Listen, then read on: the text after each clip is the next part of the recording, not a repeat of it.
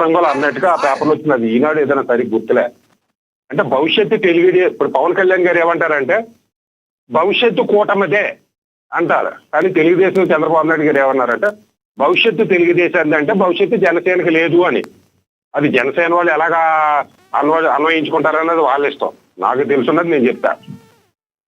ఇంకో లైన్ ఏంటంటే main heading కిందని అది చంద్రబాబు నాయుడు గారు అన్నది పవన్ కళ్యాణ్ గారు చాలా మంచి నిర్ణయం తీసి నాకు మద్దతుగా తెలిపారు. పవన్ కళ్యాణ్ గారు నాకు తోడు ఉంటే రాష్ట్రాన్ని ఎంత అభివృద్ధి సాధిస్తాం. పవన్ కళ్యాణ్ గారు మనం ఒకరికొకరు కలిసి ఉంటే అనేది ఏంటంటే భాగస్వామ్య కింద కలుపుకోవడం అనమాట. పవన్ కళ్యాణ్ గారిని ఒక పార్ట్నర్ కింద గుర్తించడం. కానీ ఆయన అనలేదు అలాగా. పవన్ కళ్యాణ్ గారు నాకు తోడు ఉంటే రాష్ట్రంలో మార్పు తీసుకొస్తాం, ఇంకా ఎంత మార్పు తీసుకొస్తాం, దేశం ఎంతో మార్పు తీసుకొస్తాం అంటే ఎన్ని మాటల మీద ఇప్పుడు విజయభాస్కర్ రెడ్డి గారు చెప్పింది కానీ ఆ పేపర్లో వచ్చిన స్పీచ్ హెడ్డింగ్స్ కానీ చూస్తుంటే పవన్ కళ్యాణ్ గారు ఒక అన్నగారుగా చూస్తున్నారు, ఒక త్యాగమూర్తిగా చూస్తున్నారు తప్పించి తన పార్ట్నర్ గా చూడటం లేదు అనేది అర్థమవుతుంది. ఎందుకంటే పవన్ కళ్యాణ్ గారి మాటల్లో కూడా అది జన సైనికులకి వార్నింగ్ ఇచ్చారా, లేదా బీజేపీ వాళ్ళకి వార్నింగ్ ఇచ్చారా, టీడీపీ వాళ్ళకి వార్నింగ్ ఇచ్చారా, లేదా లోకేష్ గారికి ఇచ్చారా, చంద్రబాబు నాయుడుకి ఇచ్చారా అంటే ఎవరికి నచ్చిందో వాళ్ళు అన్వయించుకుంటారు. దాని బ్యాక్గ్రౌండ్ ఏంటంటే పవన్ కళ్యాణ్ గారు జనసేన పార్టీ మద్దతుదారులలో ఎక్కువ మంది 180% తెలుగుదేశాన్ని వ్యతిరేకించే వాళ్ళు, వైసీపీని వ్యతిరేకించే వాళ్ళు. అంటే వీళ్లలో ఎక్కువ మంది తెలుగుదేశం పార్టీతో పొత్తు పెట్టుకోవడానికి ఒప్పుకోలే.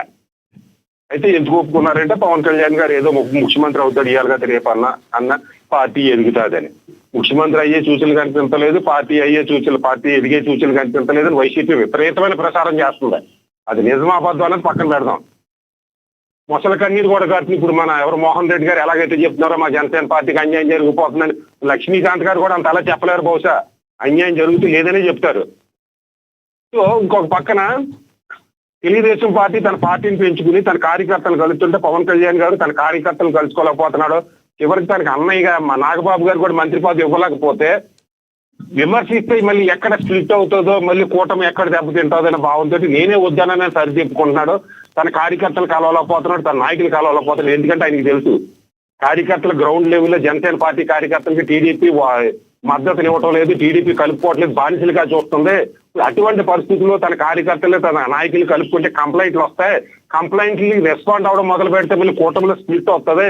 కూటమిలో స్ప్లిట్ అవుతే మళ్ళీ రేపొద్దున వైసీపీ పార్టీ వస్తే రాష్ట్రానికి విపరీతమైన నష్టం జరుగుతుంది. ఒక పక్కన జగన్ రాజ్యం పేరుతోటమో హిందూ మతాన్ని, హిందూ దేవాలయాల్ని విపరీతమైన నష్టం కలిగిస్తుంది. మరో పక్కన పోలవరం ఏమవుతుందో, రాజధాని ఏమవుతుందో భయంతో కలుపుకుని వెళ్తున్నాడు. కానీ అయితే ఎస్ మీరు చెప్పింది బాగుంది, కానీ ఇంకొకటి ఉంది.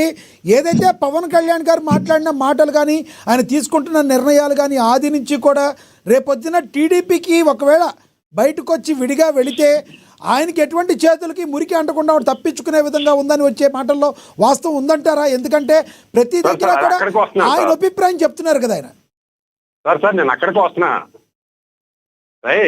ఆయన ఆవేదన తన పార్టీ వీక్ అయిపోతుంది, తన కార్యకర్తలు అధైర్యపడిపోతున్నారు, తన నాయకులు డీలా పడిపోతున్నారు, తెలుగుదేశంతో కలిసి పనిచేస్తున్నారు, నా పార్టీ బలహీన పడిపోతుందని బాధను కూడా తొక్కి పెట్టుకుని పైకి చెప్పలేక, కక్కలేక, మింగలేక నిన్న అసెంబ్లీ సాక్షిగా మనం ఇలా బలహీన పడిపోతే రేపొద్దున జగన్మోహన్ రెడ్డి వచ్చాడంటే మీ బలహీనతలు మీరు నా పార్టీని అణిచివేయడమే కారణం, మీలో ఈ వివక్షత ధోరణే కారణం అని పవన్ కళ్యాణ్ గారు చెప్పినట్టుగా నేను భావిస్తున్నాను సార్.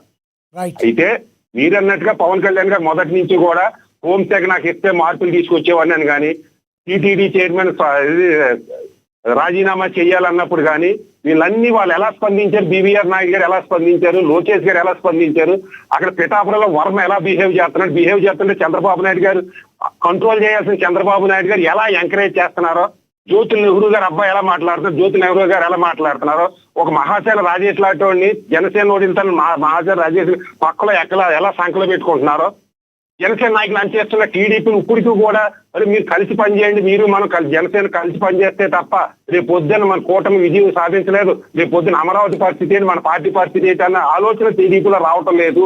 ఇదే పవన్ కళ్యాణ్ గారి మాటల్లో ఉత్తరాంధ్ర అంటారో ఇదంటారని పవన్ కళ్యాణ్ గారు ఇండైరెక్ట్ గా తెలుగుదేశం పార్టీకి హెచ్చరించినట్టుగా నేను భావిస్తున్నాను సార్. ఇంకో క్వశ్చన్ అడగాలి. ఏదైతే ఇక్కడ ప్రకాశంలో ఉమ్మడి ప్రకాశంలో ఉండేటప్పటికి దామచర్ల జనార్దన్ గారికి అండ్ బాలినేని శ్రీనివాస్ గారికి ఒక ఇష్యూ నడుస్తున్నట్టుగా తెలుస్తుంది. అసలు బాలినేని శ్రీనివాస్కి జనసేనలో రేపొద్దున ఫ్యూచర్ ఉందంటారా?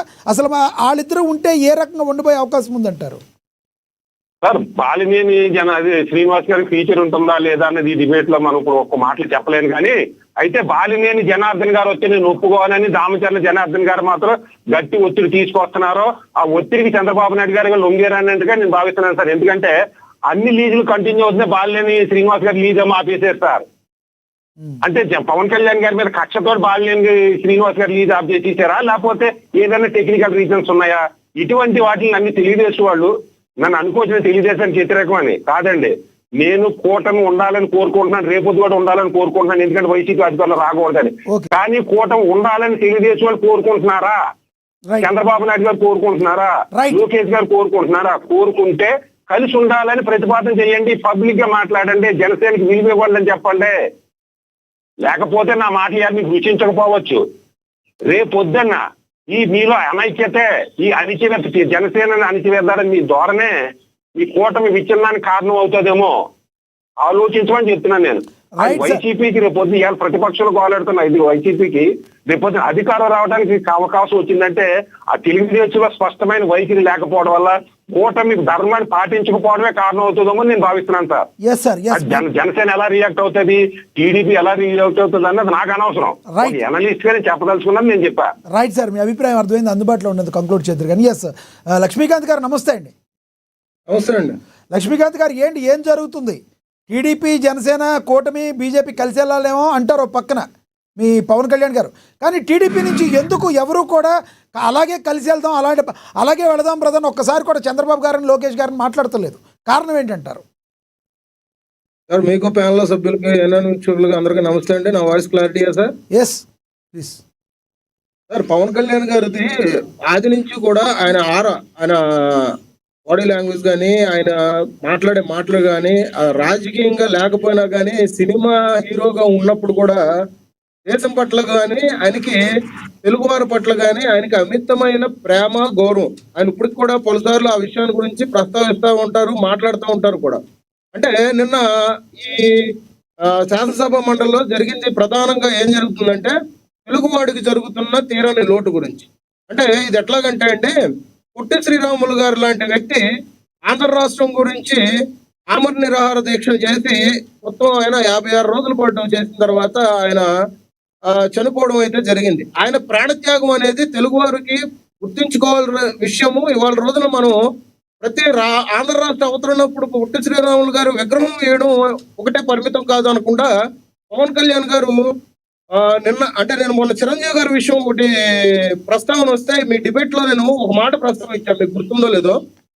మనం కర్నూలు రాజధానిగా ఉన్న తర్వాత మనం చెన్నై వెళ్ళిపోయామండి. తర్వాత అక్కడ భాషావాదిగా లేదంటే ప్రాంతీయ వాదాలుగా చూసుకుంటా ఉంటే మనం తెలంగాణ రావాల్సిన పరిస్థితి.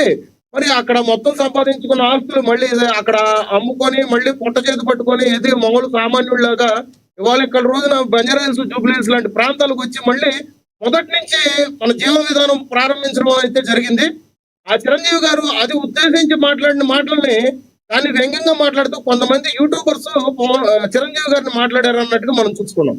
నిన్న శాసనసభలో సేమ్ అదే మాట పవన్ కళ్యాణ్ గారి ప్రస్తావన వచ్చింది. ఈ ప్రస్తావన ఎందుకు వచ్చిందంటే ఆంధ్ర రాష్ట్రంలో మనం చెన్నైలో డెవలప్మెంట్ చేసాం, రాష్ట్ర విభజన జరిగింది. చెన్నారెడ్డి గారు లాంటి వ్యక్తి కాంగ్రెస్ విభజించి పాలించనే విధానంతో చెన్నారెడ్డి గారు లేదు తెలుగు వాళ్ళంతా కలిపి మళ్ళీ ఇటు హైదరాబాద్ రావాలి, హైదరాబాద్ లో మీకు సినీ పరిశ్రమను నిర్మించుకోవడానికి స్థలాలు ఉన్నాయి, పరిశ్రమ తెచ్చుకోవడానికి బాగుంటుంది అని చెప్పేసి ఇక్కడ పిలిస్తే మళ్ళీ ఇక్కడికి వచ్చారు. ఇక్కడ డెవలప్మెంట్ అయిపోయింది. ఇప్పుడు ప్రత్యేక తెలంగాణ అన్నట్టుగా అయిపోయి మళ్ళీ ప్రత్యేక తెలంగాణ నుంచి ఆంధ్ర రాష్ట్రం విభజించిపోయిన తర్వాత ఆంధ్ర రాష్ట్రం మళ్ళీ ఏకపక్షంగా అయిపోయింది. పెట్టుబడులు రాని పరిస్థితి, ఆర్థిక సంక్షోభం ఏర్పడిపోయింది, ద్రవ్యోల్బణం లేదు, పెట్టుబడులు పెట్టే కంపెనీలు రావట్లేదు. ఇవాళ ఇది దృష్టిలో పెట్టుకొని 2014లో కూడా నేను ఏమీ ఆలోచించుకోకుండా ఆంధ్ర రాష్ట్రానికి నేను సంపూర్ణంగా బీజేపీ